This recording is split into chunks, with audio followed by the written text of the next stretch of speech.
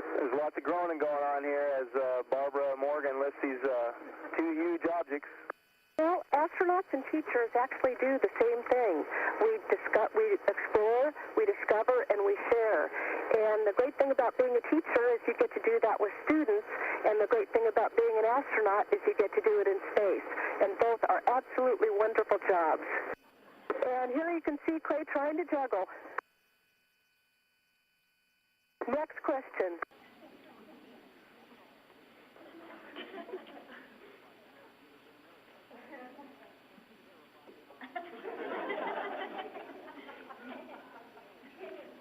And it's remarkable. It's a lot noisier than I expected, and it actually did not shake as much as I had expected the shaking to be. But you feel the thrust, and it keeps going and going and going. Towards the very end, before MECO, before main engine cutoff, it gets a little bit difficult to breathe. And then as soon as those main engines cut off, you pretty much pitch forward, and if you unstrap, of course, you're floating free. Trash bag, and if required, this plate thing, and that's it. That's all we have. This, you're free to push down against the surface, you know, and do whatever you want to go across the surface. Now, if you didn't have this tight fit here, there would have to be some babysitting of this, which would want to. Feel comfortable. My understanding is this tile damage is not an issue of the safety of the crew. It's more of an issue of the ability to reuse the orbiter and damaging the orbiter. So you know, we still have analysis ongoing. We still might choose to repair it, but I'm not concerned with our safety. Something like this, and obviously this one's got the risk of bumping around. It's tethered down here.